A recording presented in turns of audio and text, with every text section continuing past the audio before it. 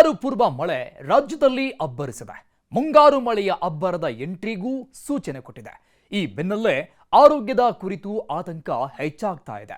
ಮುಂಗಾರು ಪೂರ್ವ ಮಳೆ ಮತ್ತು ಮುಂಗಾರು ಮಳೆ ವೇಳೆ ಕಾಣಿಸಿಕೊಳ್ಳೋ ಆರೋಗ್ಯ ಸಮಸ್ಯೆಗಳು ಜನರನ್ನ ಮತ್ತಷ್ಟು ಕಂಗಾಲ್ ಮಾಡಿವೆ.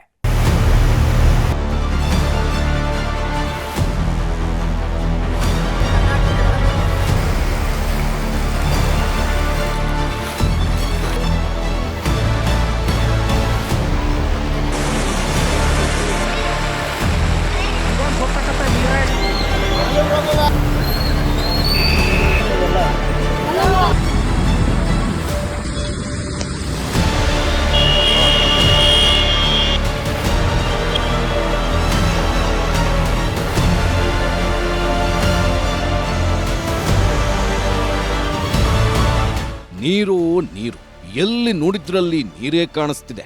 ಆ ಮಟ್ಟಿಗೆ ಮುಂಗಾರು ಪೂರ್ವ ಮಳೆ ಸುರಿದಿದೆ. ರಾಜ್ಯದ ಹಲವೆಡೆ ಮಳೆ ಅಬ್ಬರಿಸಿದ್ದು ಬೆಂಗಳೂರಿನ ಪರಿಸ್ಥಿತಿ ಯಾರಿಗೂ ಬೇಡ ಅನ್ನೋ ಹಾಗಿದೆ. 3 ದಿನಗಳಿಂದ ಸುರಿದ ಮಳೆಗೆ ಬೆಂಗಳೂರು ದಿಕ್ಕಾಪಾಲಾಗಿದೆ. ಸಿಲಿಕಾನ್ ಸಿಟಿ ಅಕ್ಷರಶಃ ವಾಟರ್ ಸಿಟಿ ಆಗಿ ಮಾರ್ಪಟ್ಟಿದೆ. ಮನೆಗಳಿಗೆ ನೀರು ನುಗ್ಗಿದೆ. ರಸ್ತೆಗಳು ಕೆರೆಗಳಂತಾಗಿವೆ. ಕೆರೆಗಳು ತುಂಬಿ ಹರಿದಿವೆ. 3-4 ದಿನ ಜನಜೀವನ ಅಸ್ತವ್ಯಸ್ತವಾಗಿದೆ. ಈಗ ಮಳೆಯ ಗೋಳಿನಿಂದ ಜನರು ಚೇತರಿಸಿಕೊಳ್ತಾ ಇದ್ದಾರೆ. ಈ ಬೆನ್ನಲ್ಲೇ ಮತ್ತೊಂದು ಆತಂಕ ಎದುರಾಗ್ತಿದೆ. ಅದು ಕಾಯಿಲೆಯ ಆತಂಕ, ಮಳೆಯಿಂದ ಬರೋ ರೋಗಗಳ ಆತಂಕ.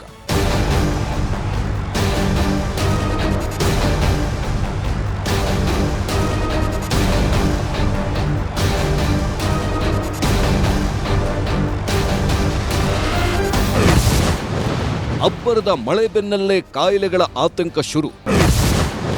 ಮುಂಗಾರು ಅಬ್ಬರ ಸೂಚನೆ ಬೆನ್ನಲ್ಲೇ ಆರೋಗ್ಯದ ಅಲರ್ಟ್. ಮಳೆಯಿಂದ ಬರೋ ಕಾಯಿಲೆ ತಡೆಯಲು ಹೇಗಿದೆ ತಯಾರಿ? ಮಳೆ ಏನೋ ಸುರಿದಿದ್ದಾಯ್ತು, ತನಗಿಷ್ಟ ಬಂದಂತೆ ಜನರನ್ನ ಗೋಳು ಹೊಯ್ದುಕೊಂಡಿದ್ದೂ ಆಯ್ತು. ಯಾಕಪ್ಪ ಮಳೆ ಬಂತು ಅಂತ ಜನರು ಹಿಡಿಶಾಪ ಹಾಕಿದ್ದೂ ಆಯ್ತು. ಈಗ ಸದ್ಯಕ್ಕೆ ಮಳೆ ಅಂದ್ರೆ ಬೆಂಗಳೂರಿನ ಜನರು ಬೆಚ್ಚಿ ಬೀಳುತ್ತಾ ಇದ್ದಾರೆ. ಮಳೆ ಬಂದ್ರೆ ಬರಲಿ, ಇಂಥ ಘೋರ ಮಳೆ ಬರದೇ ಇರಲಿ ಅಂತ ಪ್ರಾರ್ಥನೆ ಮಾಡ್ತಾ ಇದ್ದಾರೆ. ಬೆಂಗಳೂರಿಗರ ಆಸೆಯೋ ಏನೋ, ಘೋರ ಮಳೆ ಸ್ವಲ್ಪವೇ ಸ್ವಲ್ಪ ಬ್ರೇಕ್ ಕೊಟ್ಟಿದೆ. ಮುಂಗಾರು ಪೂರ್ವ ಮಳೆ ಸ್ವಲ್ಪ ಶಾಂತವಾಗಿದೆ. ಆದರೆ ಮುಂಗಾರು ಮಳೆ ಅಬ್ಬರಿಸೋ ಸೂಚನೆ ಸಿಕ್ಕಿದೆ. ಮುಂಗಾರು ಮಳೆಯಂತೆಯೇ ಮುಂಗಾರು ಪೂರ್ವ ಮಳೆಯೂ ಅಬ್ಬರಿಸಬಹುದು ಅಂತ ಹೇಳಲಾಗ್ತಿದೆ. ಒಂದು ವೇಳೆ ಮುಂಗಾರು ಮಳೆ ಧಾರಾಕಾರವಾಗಿ ಸುರಿದ್ರೆ ಬೆಂಗಳೂರಿನ ಸ್ಥಿತಿ ಏನಾಗುತ್ತೋ ಗೊತ್ತಿಲ್ಲ. ಮತ್ತೆ ಮನೆಗಳಿಗೆ ನೀರು ನುಗ್ಬಹುದು, ಜೀವನ ಅಸ್ತವ್ಯಸ್ತವಾಗಬಹುದು ಅಂತ ಜನರು ಅಂದ್ಕೊಳ್ತಾ ಇದ್ದಾರೆ. ಈ ಬೆನ್ನಲ್ಲೇ ಮತ್ತೊಂದು ಆತಂಕವೂ ಜನರನ್ನ ಕಾಡುತ್ತಿದೆ. ಮಳೆಯಿಂದ ಬರುವ ಕಾಯಿಲೆಗಳನ್ನ ಹೇಗಪ್ಪಾ ನಿಭಾಯಿಸೋದು ಅನ್ನೋ ಭಯ ಎಲ್ಲರನ್ನೂ ಕಾಡುತ್ತಿದೆ.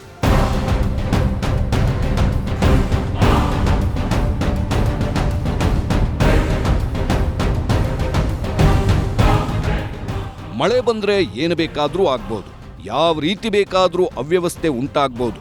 ಏನೇ ಆದ್ರೂ, ಏನೇ ಅವ್ಯವಸ್ಥೆ ಉಂಟಾದ್ರೂ ಅದರ ಕೊನೇ ಟಾರ್ಗೆಟ್ ಸಾಮಾನ್ಯ ಪ್ರಜೆ. ಮಳೆ ಬಂದ್ರೆ ಜನರಿಗೆ ಅನಾರೋಗ್ಯವೂ ಬರುತ್ತೆ. ಮಳೆ ನಿಂತರೂ ಮಳೆ ಸಂಬಂಧಿ ಕಾಯಿಲೆಗಳು ಒಂದಷ್ಟು ದಿನ ಕಾಡ್ತವೆ. ಈಗ ಮುಂಗಾರು ಪೂರ್ವ ಮಳೆಯೂ ಕೂಡ ಅಂಥದ್ದೇ ಕೆಲವು ಸಮಸ್ಯೆಗಳನ್ನು ತಂದಿದೆ. ಮುಂಗಾರು ಪೂರ್ವ ಮಳೆ ತಂದಿರೋ ಆರೋಗ್ಯ ಸಮಸ್ಯೆಗಳಿಂದ ಜನರು ಒದ್ದಾಡ್ತಾ ಇದ್ದಾರೆ.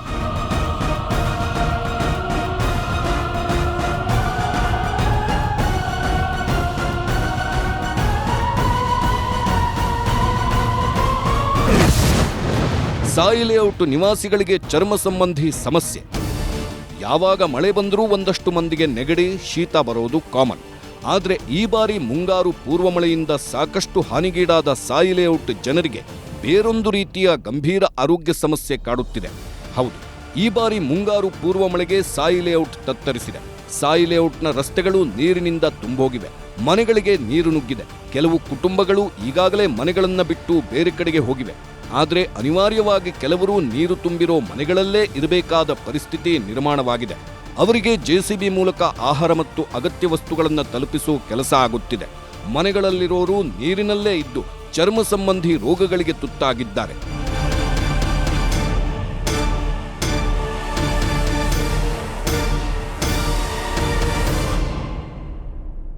ನಾವು ಮಳೆಗಾಲದಲ್ಲಿ ಸಾಮಾನ್ಯವಾಗಿ ಹ್ಯುಮಿಡಿಟಿ ಜಾಸ್ತಿ ಆಗುತ್ತೆ. ಸೊ ಹಾಗಾಗಿ ಈ ವೈರಲ್ ಫೀವರ್ಗಳು ತುಂಬಾ ಜಾಸ್ತಿ ಕಾಣಿಸ್ಕೊಳ್ತವೆ. ಅದರಲ್ಲೂ ನಾವು ಕಾಮನ್ ಆಗಿ ನೋಡ್ತಕ್ಕಂಥ ಈ ಕಾಮನ್ ಫ್ಲೂ, ಕೋಲ್ಡ್ ಏನಿದೆ ಇವು ತುಂಬಾ ಜಾಸ್ತಿ ಮಟ್ಟದಲ್ಲಿ ಕಾಣಿಸ್ಕೊಳ್ಳುತ್ತೆ. ಅಂದ್ರೆ ಸಾಮಾನ್ಯವಾಗಿ ಏನ್ ಬರುತ್ತೆ, ಈ ಕೆಮ್ಮು, ನೆಗಡಿ, ಜ್ವರ, ಗಂಟ್ಲು ನೋವು, ಗಂಟ್ಲು ಕೆರೆತ, ಮೈಕೈ ನೋವು, ತುಂಬಾ ಸುಸ್ತಾಗ್ತಕ್ಕಂಥದ್ದು, ಇವೆಲ್ಲ ನಾವು ಸರ್ವೇ ಸಾಮಾನ್ಯವಾಗಿ ನೋಡ್ತೀವಿ. ಕೊಳಚೆ ನೀರಿನಿಂದ ಆರೋಗ್ಯ ಸಮಸ್ಯೆ ಶುರು.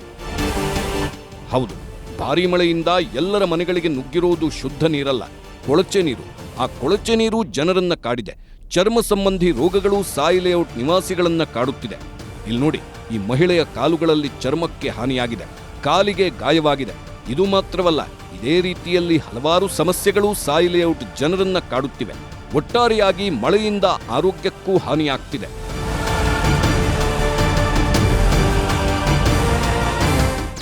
ಇನ್ನೊಂದು, ನಮಗೆ ಈ ಮಳೆಗಾಲದಲ್ಲಿ ಸ್ಟ್ಯಾಗ್ನೆಂಟ್ ವಾಟರ್ ಜಾಸ್ತಿ, ಅಂದ್ರೆ ನೀರು ನಿಲ್ಲೋದು ಜಾಸ್ತಿ ಆಗುತ್ತೆ. ಡ್ರೈನೇಜ್ಗಳಲ್ಲಿರ್ಬೋದು, ಅಥವಾ ರಸ್ತೆಗಳಲ್ಲಿರ್ಬೋದು, ಅಥವಾ ಹೊಂಡಗಳಲ್ಲಿರ್ಬೋದು, ಅಥವಾ ಈ ತಗ್ಗಿನ ಪ್ರದೇಶಗಳಲ್ಲಿ, ಅಪಾರ್ಟ್ಮೆಂಟ್ಗಳಲ್ಲಿ, ಎಲ್ಲಿ ಈ ಪಾರ್ಕಿಂಗ್ ಜಾಗಗಳಲ್ಲಿ, ಸೊ ಅಥವಾ ಮನೆಗಳಿಗೆ ತಗ್ಗಿನ ಪ್ರದೇಶದಲ್ಲಿ ನೀರು ನುಗ್ಗುವಂಥದ್ದು, ಇವೆಲ್ಲ ಸರ್ವೇ ಸಾಮಾನ್ಯವಾಗಿ ನೋಡ್ತೀವಿ. ಇದರಿಂದ ಕೂಡ ಸಾಕಷ್ಟು ಕಾಯಿಲೆಗಳು ಬರುತ್ತೆ. ಇದರಲ್ಲಿ ಕಾಮನ್ ಆಗಿ ಈಗ ಸ್ಕಿನ್ ಪ್ರಾಬ್ಲಮ್ಸ್ ಯಾರಿಗಿರುತ್ತೆ, ಈ ತುಂಬಾ ತುರ್ಕೆ ಆಗ್ತಕ್ಕಂಥದ್ದು, ಚರ್ಮ ಸುಲಿತಕ್ಕಂಥದ್ದು, ಇವು ತುಂಬಾ ಜಾಸ್ತಿ ಮಟ್ಟದಲ್ಲಿ ನೋಡ್ತೀವಿ. ಹಾಗೆ ಉಗುರುಗಳು ತುಂಬಾ ಇನ್ಫೆಕ್ಷನ್ ಆಗ್ತಕ್ಕಂಥದ್ದು. ಇದರ ಜೊತೆಗೆ ರೆಸ್ಪಿರೇಟರಿ ಇನ್ಫೆಕ್ಷನ್ಸ್ ಜಾಸ್ತಿ ಆಗುತ್ತೆ. ಅಂದ್ರೆ ಈಗ ನಮಗೆ ಕಾಮನ್ ಆಗಿ ಏನ್ ನೋಡ್ತೀವಿ, ಆಸ್ತಮಾ ಇರ್ಬೋದು, COPD, TB, ಇವೆಲ್ಲ ಕೂಡ ಯಾರಿಗಿರುತ್ತೆ ಅವ್ರಿಗೆಲ್ಲ ಇವೆಲ್ಲ ಉಲ್ಬಣ ಆಗುವಂತ ಚಾನ್ಸಸ್ ತುಂಬಾ ಜಾಸ್ತಿ ಇರುತ್ತೆ. ಇನ್ನು ತುಂಬಾ ಜಾಸ್ತಿ ದಿನ ಈ ನಿಂತ ನೀರು ತುಂಬಾ ಜಾಸ್ತಿ ಆದಾಗ ನಮಗೆ ಬೇರೆ ಕಾಯಿಲೆಗಳು ಕೂಡ ತುಂಬಾ ಕಾಣಿಸ್ಕೊಳ್ತವೆ. ಸಾಯಿ ಲೇಔಟ್ನಲ್ಲಿ ಸದ್ಯಕ್ಕೆ ಮಳೆಯಿಂದಾಗಿ ಕೆಲ ಆರೋಗ್ಯ ಸಮಸ್ಯೆಗಳು ಕಾಣಿಸಿಕೊಂಡಿವೆ. ಸಾಯಿ ಲೇಔಟ್ ನಿವಾಸಿಗಳಿಗೆ ಶೀತ, ಕೆಮ್ಮು, ನೆಗಡಿ, ಜ್ವರ ಸೇರಿದಂತೆ ಚರ್ಮದ ಸಮಸ್ಯೆಗಳು ಉಲ್ಬಣಿಸಿದ್ದು BBMP ಆರೋಗ್ಯ ಸಿಬ್ಬಂದಿಯಿಂದ ಔಷಧಿ ಪೂರೈಕೆ ಮಾಡಲಾಗ್ತಿದೆ. ಈ ಬೆನ್ನಲ್ಲೇ ಒಂದು ದೊಡ್ಡ ಆರೋಪ ಕೂಡ ಕೇಳಿಬಂದಿದೆ. ಮಳೆಯಿಂದಾಗಿ ಸ್ಟ್ರೋಕ್ ಕೂಡ ಸಂಭವಿಸಿದೆ ಅಂತ ಸಾಯಿ ಲೇಔಟ್ನ ನಿವಾಸಿಯೊಬ್ಬರು ಆರೋಪಿಸಿದ್ದಾರೆ. ಹೌದು, 45 ವರ್ಷದ ಬಾಬು ಎಂಬಾತನಿಗೆ ಸ್ಟ್ರೋಕ್ ಆಗಿದ್ದು, ಆ ಸ್ಟ್ರೋಕ್ಗೆ ಮಳೆಯೇ ಕಾರಣ ಅಂತಿದ್ದಾರೆ ಬಾಬು ಪತ್ನಿ ವಿಜಯ. ಅವರು ಹೇಳೋ ಪ್ರಕಾರ ಭಾರೀ ಮಳೆಯಿಂದ ನೀರು ಮನೆಯಲ್ಲಿ ತುಂಬಿಕೊಂಡಿತ್ತು. ನೀರಲ್ಲಿ ನಿಂತು ದೇಹ ತಂಪಾಗಿ ಸ್ಟ್ರೋಕ್ ಆಗಿದೆ. ಬಲಭಾಗದ ಕಾಲು, ಕೈ ನಿಷ್ಕ್ರಿಯವಾಗಿದೆ. ಮಾತು ಕೂಡ ಬರ್ತಿಲ್ಲ ಎಂದಿದ್ದಾರೆ ವಿಜಯ. ನಿಮಾನ್ಸ್ ಹಾಸ್ಪಿಟಲಲ್ಲಿ ಹಾಕಿದ್ದೆ, ಎಲ್ಲ ರಿಕವರಿ ಆಗಿತ್ತು ಸರ್. ನೈಟ್ ಕೋಲ್ಡ್ಗೆ ಸ್ವಲ್ಪ ಜಾಸ್ತಿ ಆಗಿದೆ, ಅವರಿಗೆಲ್ಲ ಫೀವರ್ ಎಲ್ಲ ಬಂದ್ಬಿಟ್ಟಿದೆ ಇವಾಗ. ಸೊ ಹಂಗಾಗಿ ಪ್ರಾಬ್ಲಮ್ ಆಗ್ತಿದೆ, ಸ್ಟ್ರೋಕ್ ಆಗಿದೆ. ಫಿಸಿಯೋಥೆರಪಿ ಅವರು ಬರಬೇಕಾಗಿತ್ತು, ಏನೋ ಮಾಡಿಬಿಟ್ಟು ಫಿಸಿಯೋಥೆರಪಿನ ಕರೆಸಿದ್ದೆ. ಮಳೆ ಅಂತ ಹೇಳ್ಬಿಟ್ಟು 3 ಡೇಸಿಂದ ಅವರು ಬಂದಿಲ್ಲ. ನನಗೆ ಅದು ಪ್ರಾಬ್ಲಮ್ ಆಗ್ತಾ ಇದೆ. ಇವಾಗ ಕ್ರಿಟಿಕಲ್ ಕಂಡೀಷನ್ ಕ್ರಿಯೇಟ್ ಆಗಿದೆ. ಬೇಕಾದ್ರೆ ಮಾತಾಡ್ಸಬಹುದು ಸರ್ ಅವ್ರನ್ನ ಹೆಂಗಿದ್ದಾರೆ ಅಂತ. ಏನು ಮಾತಾಡಲ್ಲ ಅವರು, ಸ್ಪೀಚ್ ಇಲ್ಲ, ಸ್ಪೀಚ್ ಕಂಪ್ಲೀಟ್ ಆಗಿ ಹೋಗಿದೆ. 45 ಇಯರ್ಸ್ ಅಷ್ಟೇ. ಪ್ರತಿ ವರ್ಷ ನೀರು ಬಂದಾಗೂ ಎಲ್ಲರಿಗೂ ಹೆಲ್ಪ್ ಮಾಡ್ತಿದ್ರು ಹೋಗಿ. ಜಾಸ್ತಿ ಆಗಿದೆ, ಮಳೆ ಬಂದಾಗಿಂದ ಜಾಸ್ತಿ. ಕೋಲ್ಡ್ ಜಾಸ್ತಿ ಆಗಿದೆ, ಫುಲ್ ಕಾಲು ಕೈಯೆಲ್ಲ ಅವರಿಗೆ ತುಂಬಾ ಇದಾಗುತ್ತೆ, ಥಂಡಿ ಆಗ್ಬಿಟ್ಟಿದೆ. ಸೊ ಹಂಗಾಗಿ ಸ್ವಲ್ಪ ಜಾಸ್ತಿ ಆಗ್ತದೆ. ಬಲಗೈ ಪೂರ್ತಿ ವರ್ಕ್ ಆಗಲ್ಲ, ಒಂದ್ ಸೈಡ್ ಪೂರ್ತಿ ಬಲಗೈ, ಬಲಗಾಲು ಮತ್ತೆ ಸ್ಪೀಚ್ ಯಾರೋ ಬರ್ತಾ ಇಲ್ಲ, ಮಾತು ಬರಲ್ಲ. ಮೊನ್ನೆ ಮಳೆ ನೀರು ನುಗ್ಗಿದ್ದು ಫುಲ್ ಭಯ ಬಿದ್ಬಿಟ್ಟು ಎದ್ಬಿಟ್ರಿ ಸರ್ ಅವರು. ಭಯ ಆಯ್ತು, ಯಾಕಂದ್ರೆ ಫುಲ್ ನೀರು ಬಂದ್ಬಿಡ್ತಿಲ್ಲ, ಏನ್ ಮಾಡ್ಬೇಕಂತ ಗೊತ್ತಿಲ್ಲ. ಹಂಗಾಗಿ ತುಂಬಾ ಭಯ ಬಿದ್ದು ಬಿಟ್ಬಿಟ್ರಿ ಅವರು. ನೀರಲ್ಲೇ ಕರ್ಕೊಂಡ್ಬಂದ್ವಿ ಹಂಗೆ. ಅವರಿಗೆ ಥಂಡಿ ಆಗ್ಬಾರ್ದಲ್ವಾ, ಆ ಥರ ಪೇಷಂಟ್ಸ್ಗೆಲ್ಲನೂ ಕಷ್ಟ ಆಗ್ತಾ ಇದೆ. ಇದು ಜಸ್ಟ್ ಟ್ರೇಲರ್ ಅಷ್ಟೇ. ಮುಂಗಾರು ಪೂರ್ವ ಮಳೆಯ ಸೈಡ್ ಎಫೆಕ್ಟ್ ಜಸ್ಟ್ ಎಕ್ಸಾಂಪಲ್ ಅಷ್ಟೇ. ಸಾಯಿ ಲೇಔಟ್ನಲ್ಲಿ ಆಗಿರೋ ಹಾಗೆ ಬಹುತೇಕ ಕಡೆಗಳಲ್ಲಿ ಆಗಿರಬಹುದು. ತೀವ್ರ ಅನಾರೋಗ್ಯ ಸಮಸ್ಯೆಗಳು ಕಾಡಿರಬಹುದು. ಅವುಗಳಿಂದ ಜನರು ಹೊರಬರೋಕೆ ಪ್ರಯತ್ನ ಪಡ್ತಾ ಇದ್ದಾರೆ. ಆದ್ರೆ ಮಳೆಯಿಂದ ಸೃಷ್ಟಿಯಾಗೋ ಅನಾರೋಗ್ಯ ಸಮಸ್ಯೆ ಇಷ್ಟಕ್ಕೆ ನಿಲ್ತಾವ? ಖಂಡಿತ ಇಲ್ಲ. ಯಾಕೆ ಗೊತ್ತಾ? ಇನ್ನೂ ಮುಂಗಾರು ಮಳೆ ಆರಂಭ ಆಗೇ ಇಲ್ಲ. ಮುಂಗಾರು ಮಳೆ ಆರಂಭವಾದ್ರೆ ಅನಾರೋಗ್ಯದ ಅಸಲಿಯಾಟ ಶುರುವಾಗುತ್ತೆ. ಕಾಯಿಲೆಗಳ ಸರಮಾಲೆ ಜನರನ್ನ ಸುತ್ತಿಕೊಳ್ಳುತ್ತೆ.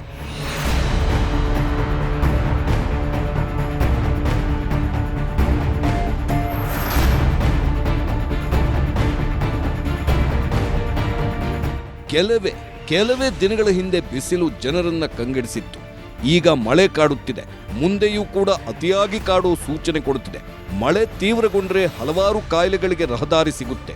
ಯಾವ್ಯಾವ ರೀತಿ ಅನಾರೋಗ್ಯ ಕಾಡಬಹುದು ಇಲ್ಲಿದೆ ನೋಡಿ. ಮಳೆಗಾಲದಲ್ಲಿ ಹಲವಾರು ಕಾಯಿಲೆಗಳು ಜನರನ್ನ ಕಾಡುತ್ತವೆ. ಶೀತ ಮತ್ತು ಜ್ವರ ಮಳೆಗಾಲದಲ್ಲಿ ಸಾಮಾನ್ಯವಾಗಿರುತ್ತದೆ. ಮೂಗು ಸೋರುವಿಕೆ, ಗಂಟಲು ನೋವು, ಕೆಮ್ಮು, ತಲೆನೋವು ಮತ್ತು ಜ್ವರ ಬರುವ ಸಾಧ್ಯತೆ ಮಳೆಗಾಲದಲ್ಲಿ ಅಧಿಕವಾಗಿರುತ್ತದೆ. ಮಳೆಗಾಲದಲ್ಲಿ ಸೊಳ್ಳೆಗಳ ಹಾವಳಿಯೂ ಹೆಚ್ಚಲಿದ್ದು ಪ್ರಮುಖವಾಗಿ ಡೆಂಗ್ಯೂ, ಚಿಕನ್ ಗುನ್ಯಾ, ಮಲೇರಿಯಾ ಹರಡುತ್ತದೆ. ಇದರ ಜೊತೆಗೆ ಟೈಫಾಯ್ಡ್, ವೈರಲ್ ಫೀವರ್, ಕಾಲರಾ ಕಾಣಿಸಿಕೊಳ್ಳುವ ಸಾಧ್ಯತೆಯೂ ಇರುತ್ತದೆ. ಕಲುಷಿತ ನೀರಿನಿಂದ ಹೈಪಟೈಟಿಸ್ ಕಾಯಿಲೆ ಬರುವ ಅವಕಾಶವೂ ಇದೆ.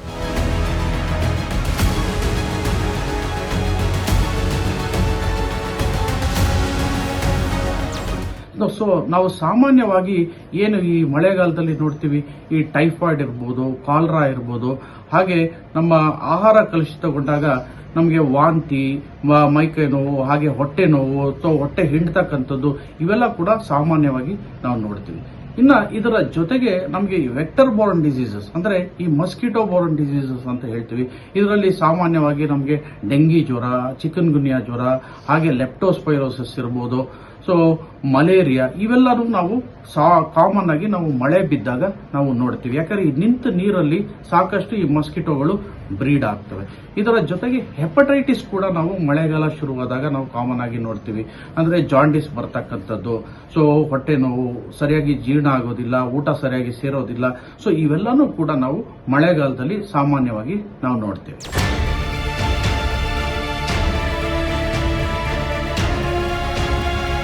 ಮಳೆ ಬಂದ್ರೆ ಖುಷಿ ಪಡೋ ದಿನಗಳು ಈಗ ಹಳ್ಳಿಗಳಿಗೆ ಮಾತ್ರ ಸೀಮಿತ. ನಗರಗಳಲ್ಲಿ ಮಳೆ ಬೇಡವೇ ಬೇಡ ಅನ್ನೋ ಪರಿಸ್ಥಿತಿ ನಿರ್ಮಾಣವಾಗಿದೆ. ಮಳೆ ತರೋ ಅವಾಂತರಗಳ ಜೊತೆಗೆ ಮಳೆಯಿಂದ ಸೃಷ್ಟಿಯಾಗೋ ಕಾಯಿಲೆಗಳು ಮತ್ತು ರೋಗಗಳಿಗೂ ಜನರು ಭಯ ಪಡ್ತಾ ಇದ್ದಾರೆ.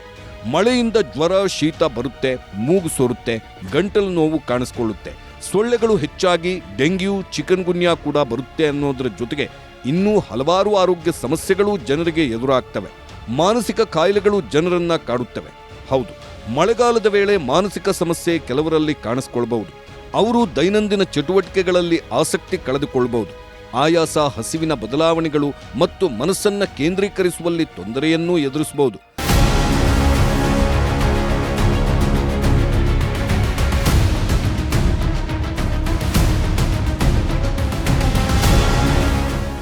ಮಳೆಗಾಲದ ದಿನಗಳಲ್ಲಿ ಸಾಮಾನ್ಯವಾಗಿ ಮನೆಯಲ್ಲೇ ಇರಬೇಕಾಗುತ್ತೆ. ಹೊರಗೆ ಸಾಮಾನ್ಯವಾದ ಬಿಸಿಲಿದ್ರೆ ಆ ಬಿಸಿಲು ಎಲ್ಲರಲ್ಲೂ ಸಕಾರಾತ್ಮಕತೆ ತರುತ್ತೆ, ಒಂದು ರೀತಿಯ ಚೈತನ್ಯ ಉಂಟು ಮಾಡುತ್ತೆ. ಆದರೆ ಮೋಡ ಕವಿದ ಅಥವಾ ಮಳೆಯ ವಾತಾವರಣವು ಕೆಲವೊಮ್ಮೆ ಆಲಸ್ಯ ಅಥವಾ ಜಿಗುಪ್ಸೆಯ ಭಾವನೆಗಳನ್ನ ಹುಟ್ಟುಹಾಕಬಹುದು. ಸೂರ್ಯನ ಬೆಳಕಿಲ್ಲದೆ ಮತ್ತು ಹೊರಾಂಗಣ ಚಟುವಟಿಕೆಗಳು ಇಲ್ಲದೆ ಕೆಲವರು ಕಿರಿಕಿರಿಯನ್ನ ಅನುಭವಿಸಬಹುದು. ಕತ್ತಲೆ ಮತ್ತು ನೀರಸ ವಾತಾವರಣವೂ ಕೆಲವೊಮ್ಮೆ ದುಃಖ ಅಥವಾ ಒಂಟಿತನದ ಭಾವನೆಗಳನ್ನ ಉಲ್ಬಣಗೊಳಿಸಬಹುದು. ಇದು ಮಳೆಗಾಲ ಮಾನಸಿಕ ಆರೋಗ್ಯದ ಮೇಲೆ ಮಾಡೋ ಸೈಡ್ ಎಫೆಕ್ಟ್.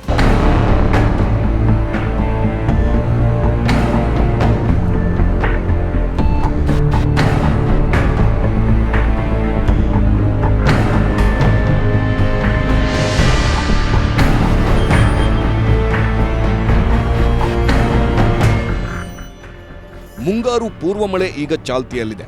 ಮುಂಗಾರು ಮಳೆ ಎಂಟ್ರಿಗೆ ಸಜ್ಜಾಗಿದೆ.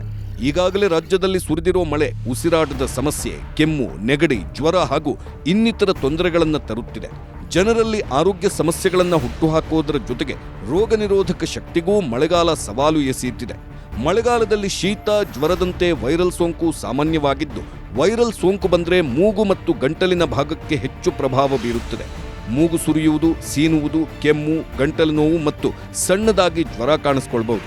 ನಿರಂತರವಾಗಿ ಶೀತದ ಗಾಳಿ ಮತ್ತು ತೇವಾಂಶದ ವಾತಾವರಣ ಇರುವುದರಿಂದ ದೇಹದ ರೋಗ ನಿರೋಧಕ ಶಕ್ತಿ ಕೂಡ ಕುಸಿಯಬಹುದು.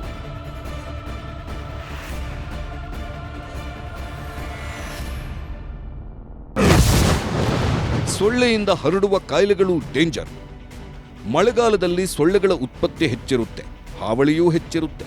ಮಳೆಗಾಲದಲ್ಲಿ ಸೊಳ್ಳೆಗಳಿಂದ ಉಂಟಾಗುವ ಅನಾರೋಗ್ಯಗಳು ಹೆಚ್ಚಾಗಿ ಕಾಡುತ್ತವೆ. ಮಳೆಗಾಲದಲ್ಲಿ ಸುರಿದ ಮಳೆ ನೀರಲ್ಲೇ ತುಂಬಾ ಅಪಾಯಕಾರಿ ಸೊಳ್ಳೆಗಳು ಉತ್ಪತ್ತಿಯಾಗುತ್ತವೆ.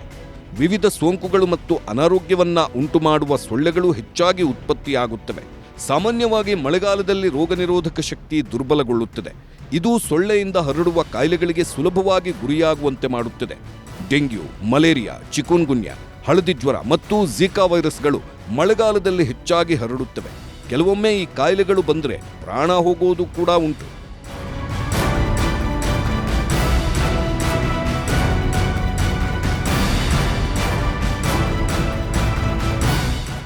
ಒಂದು ವೇಳೆ ಚಿಕನ್ ಗುನ್ಯಾ ಬಂದರೆ ಹಠಾತ್ ಜ್ವರ ಮತ್ತು ತೀವ್ರವಾದ ಕೀಲು ನೋವು ಕಾಣಿಸಿಕೊಳ್ಳುತ್ತೆ. ಆಯಾಸ, ಸ್ನಾಯು ನೋವು, ತಲೆನೋವು ಮತ್ತು ಚರ್ಮದ ಮೇಲೆ ದದ್ದುಗಳು ಕೂಡ ಬರಬಹುದು. ಡೆಂಗ್ಯೂ ಕೂಡ ಈಡಿಸ್ ಈಜಿಪ್ಟಿ ಅನ್ನೋ ಸೊಳ್ಳೆಯಿಂದ ಹರಡುತ್ತೆ. ಡೆಂಗ್ಯೂ ಬಂದರೆ ಅಧಿಕ ಜ್ವರ, ವಾಕರಿಕೆ, ಮೈಕೈ ನೋವು, ಸ್ನಾಯು ಮತ್ತು ಕೀಲು ನೋವು ಕಾಣಿಸಿಕೊಳ್ಳುತ್ತೆ. ಝೀಕಾ ಫೀವರ್ ಕೂಡ ಸೊಳ್ಳೆಯಿಂದಲೇ ಹರಡುತ್ತೆ. ಗರ್ಭಿಣಿ ಮಹಿಳೆಯರಲ್ಲಿ ಇದು ಗಂಭೀರ ಸಮಸ್ಯೆಗಳನ್ನು ಉಂಟುಮಾಡುತ್ತೆ. ಗರ್ಭಿಣಿ ಮಹಿಳೆ ಝೀಕಾ ವೈರಸ್ ಸೋಂಕಿಗೆ ಒಳಗಾಗಿದ್ರೆ ಆಕೆ ಗರ್ಭಪಾತ ಅಥವಾ ಅಕಾಲಿಕ ಹೆರಿಗೆಗೆ ಒಳಗಾಗಬಹುದು. ಜ್ವರ, ತಲೆನೋವು, ಕೀಲು ನೋವು, ದದ್ದುಗಳು ಮತ್ತು ಕೆಂಪು ಕಣ್ಣುಗಳು ಝೀಕಾ ವೈರಸ್ ಸೋಂಕಿನ ಲಕ್ಷಣಗಳು. ಇದರ ಜೊತೆಗೆ ಇನ್ನೂ ಹಲವಾರು ಕಾಯಿಲೆಗಳು ಮಳೆಗಾಲದಲ್ಲಿ ಕಾಣಿಸಿಕೊಳ್ತವೆ.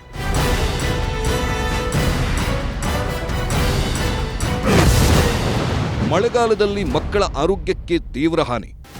ಮಳೆಗಾಲ ಅಂದ್ರೆ ತಂಪು ಹವಾಮಾನ ಮತ್ತು ತೇವಾಂಶ ಇರುತ್ತೆ. ಇಂಥ ವಾತಾವರಣ ಮಕ್ಕಳ ಆರೋಗ್ಯದ ಮೇಲೆ ಬಹುಬೇಗ ಪರಿಣಾಮ ಬೀರುತ್ತೆ.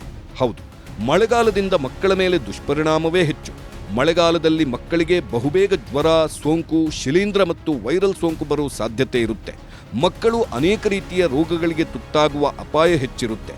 ಮಕ್ಕಳಲ್ಲಿ ENT ಸಮಸ್ಯೆ ಕೂಡ ಕಾಣಿಸಿಕೊಳ್ಳಬಹುದು. ಕೆಲವು ಸಾಮಾನ್ಯ ENT ಸಮಸ್ಯೆಗಳಲ್ಲಿ ಸೈನಟಿಸ್ ಕೂಡ ಒಂದು. ಇದು ಮಕ್ಕಳಲ್ಲಿ ಉರಿಯೂತ ಉಂಟು ಮಾಡುತ್ತದೆ ಹಾಗೂ ಮೂಗಿನಲ್ಲಿ ಸೋಂಕಿಗೆ ಕಾರಣವಾಗಲೂಬಹುದು. ವೃದ್ಧರಲ್ಲೂ ರೋಗ ನಿರೋಧಕ ಶಕ್ತಿ ಕಡಿಮೆ ಇರೋದ್ರಿಂದ ಮಳೆಗಾಲ ಅವರಿಗೆ ಸಂಕಷ್ಟ ತರುವುದು ಅಷ್ಟಿಷ್ಟಲ್ಲ.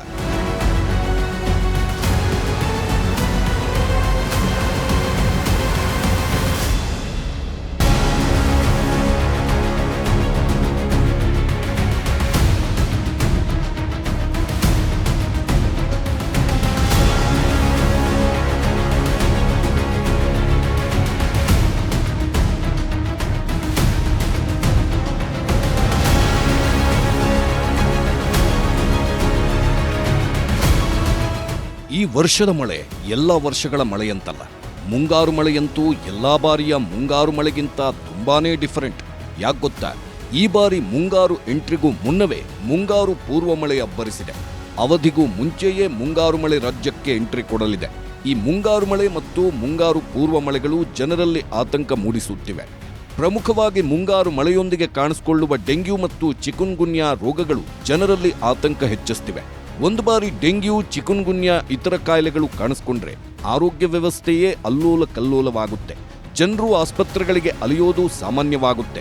ಅಂತಹ ದಿನಗಳು ಕೆಲವೇ ದಿನಗಳಲ್ಲಿ ಬಂದರೂ ಬರ್ಬೋದು ಅನ್ನೋ ಆತಂಕ ಜನರಲ್ಲಿದೆ.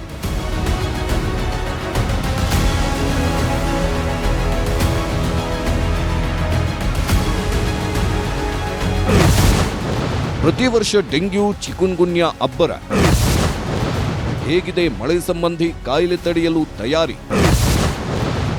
ಏನು ಮಾಡಿದ್ರೆ ಈ ಮಾರಕ ಕಾಯಿಲೆಗಳಿಂದ ಪಾರಾಗಬಹುದು?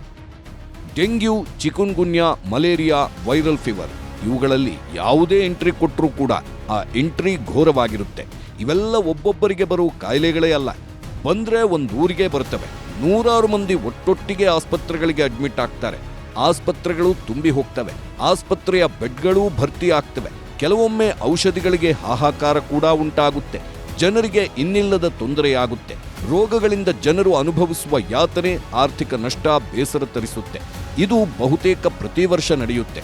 ಆರೋಗ್ಯ ಇಲಾಖೆ ಕೂಡ ತಾನು ಎಲ್ಲದಕ್ಕೂ ಸಿದ್ಧ ಅಂತ ಹೇಳಿಕೊಂಡು ಕೆಲವೊಮ್ಮೆ ಔಷಧಗಳ ಕೊರತೆಯನ್ನ ಎದುರಿಸಿದ್ದೂ ಇದೆ. ಆದ್ದರಿಂದ ಸಾರ್ವಜನಿಕರೇ ರೋಗ ಬಂದ ಮೇಲೆ ಚಿಕಿತ್ಸೆ ಪಡೆಯುವುದಕ್ಕಿಂತ ರೋಗ ಬರದಂತೆ ನೋಡಿಕೊಳ್ಳೋದು ಒಳ್ಳೆಯದು. ಹೌದು, ಮಳೆಗಾಲದಲ್ಲಿ ಯಾವುದಾದ್ರೂ ಕಾಯಿಲೆ ಬಂದ್ರೆ ಅದು ನೀಡೋ ಹಿಂಸೆ ಅಷ್ಟಿಷ್ಟಲ್ಲ. ಮಳೆಯಿಂದ ಹೊರಗೆ ಬಂದು ಚಿಕಿತ್ಸೆ ಪಡೆದುಕೊಳ್ಳೋದು ಕೂಡ ಕಷ್ಟ, ಮನೆಯಲ್ಲಿರೋದೂ ಕಷ್ಟ. ಆದ್ದರಿಂದ ಕೆಲವೊಂದು ಮುಂಜಾಗ್ರತಾ ಕ್ರಮಗಳನ್ನು ಕೈಗೊಂಡು ಅನಾರೋಗ್ಯಕ್ಕೆ ಒಳಗಾಗದೇ ಇರೋದೇ ಒಳ್ಳೆಯದು. ಮಳೆಗಾಲದಲ್ಲಿ ಅನಾರೋಗ್ಯಕ್ಕೆ ಒಳಗಾಗದೇ ಇರೋದಕ್ಕೆ ಏನು ಮಾಡಬೇಕು? ಇಲ್ಲಿದೆ ನೋಡಿ.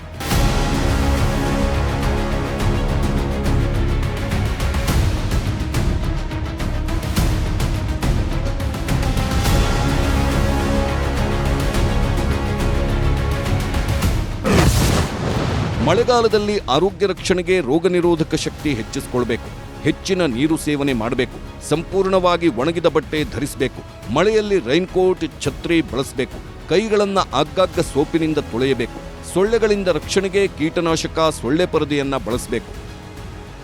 ಮಳೆಗಾಲದಲ್ಲಿ ವಾತಾವರಣದಲ್ಲಿ ತೇವಾಂಶ ಅಧಿಕವಾಗಿರುತ್ತೆ.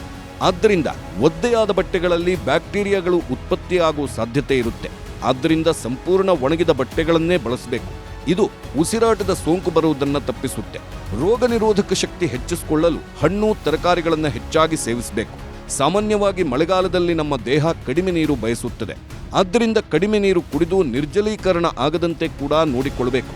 ಹೆಚ್ಚುವರಿ ನೀರನ್ನು ಕುಡಿಯುವುದರಿಂದ ನಮ್ಮ ದೇಹದ ವಿಷಕಾರಿ ಅಂಶಗಳನ್ನು ಹೊರಗೆ ಹಾಕುವುದಕ್ಕೂ ಕೂಡ ಸಹಾಯವಾಗುತ್ತೆ.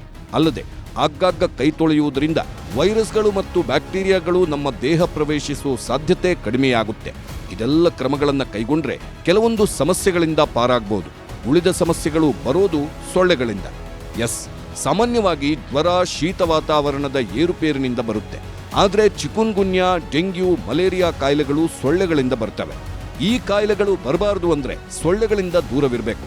ಸೊಳ್ಳೆಗಳು ನಮ್ಮನ್ನ ಕಚ್ಚದಂತೆ ಜಾಗೃತಿ ವಹಿಸಬೇಕು.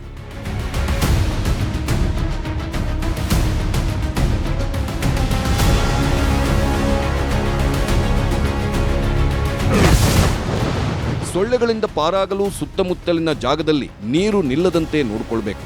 ಸಂಜೆಯ ವೇಳೆ ಹೊರಗೆ ಹೋಗೋದನ್ನ ತಪ್ಪಿಸಬೇಕು. ಮನೆಯ ಕಿಟಕಿ ಬಾಗಿಲುಗಳನ್ನ ಮುಚ್ಚಬೇಕು. ಮನೆಯಲ್ಲಿ ಸೊಳ್ಳೆ ನಿವಾರಕ ಸಸ್ಯಗಳನ್ನ ಬೆಳೆಸಬೇಕು. ಮನೆಯಿಂದ ಹೊರಹೋಗುವ ಮೊದಲು ಸೊಳ್ಳೆ ನಿವಾರಕಗಳನ್ನು ಬಳಸಬೇಕು. ಮಕ್ಕಳಿಗೆ ಉದ್ದನೆಯ ತೋಳಿನ ಬಟ್ಟೆಗಳನ್ನು ತೊಡಿಸಬೇಕು. ಮಳೆಗಾಲದಲ್ಲಿ ಈ ಕ್ರಮಗಳಿಂದ ಸೊಳ್ಳೆಗಳ ನಿಯಂತ್ರಣ ಸಾಧ್ಯ. ಸಾರ್ವಜನಿಕರ ಜೊತೆಗೆ ಆರೋಗ್ಯ ಇಲಾಖೆಯೂ ಕೆಲವೊಂದು ಕ್ರಮಗಳನ್ನು ಕೈಗೊಳ್ಳಬೇಕು. ಮನೆ ಮನೆ ಸರ್ವೆ ಮಾಡಬೇಕು. ಡೆಂಗ್ಯೂ ಜ್ವರಕ್ಕೆ ಕಾರಣವಾಗುವ ಈಡಿಸ್ ಈಜಿಪ್ಟಿ ಸೊಳ್ಳೆಗಳು ಹೆಚ್ಚಳವಾಗದಂತೆ ನೋಡಿಕೊಳ್ಬೇಕು. ಆಸ್ಪತ್ರೆಯಲ್ಲಿ ಡೆಂಗ್ಯೂ ರೋಗಕ್ಕೆ ಬೇಕಾದ ಔಷಧಿಗಳನ್ನು ಸಂಗ್ರಹಿಸಬೇಕು. ಆ ಔಷಧಿಗಳು ಹೆಚ್ಚಿದ್ದರೆ ಮಾತ್ರ ಅನಾರೋಗ್ಯ ಪೀಡಿತರನ್ನು ರಕ್ಷಿಸೋಕೆ ಸಾಧ್ಯವಾಗುತ್ತೆ. ಈಗ ಮುಂಗಾರು ಮಳೆ ಅಬ್ಬರದ ಸೂಚನೆ ಸಿಕ್ಕಿದ್ದು ಮಳೆ ಜೋರಾದಷ್ಟು ಅನಾರೋಗ್ಯ ಸಮಸ್ಯೆಗಳು ಜೋರಾಗಲಿವೆ ಅಂತ ಹೇಳಲಾಗ್ತಿದೆ. ಮುಂಗಾರು ಆರಂಭದ ನಂತರ ಜನರ ಆರೋಗ್ಯದ ಮೇಲೆ ಯಾವ ರೀತಿ ಪರಿಣಾಮ ಬೀರಲಿದೆ, ಸರ್ಕಾರ ಅದೆಲ್ಲದಕ್ಕೂ ಯಾವ ರೀತಿ ತಯಾರಿ ಮಾಡಿಕೊಂಡಿದೆ ಅನ್ನೋದನ್ನ ಕಾದು ನೋಡಬೇಕಿದೆ.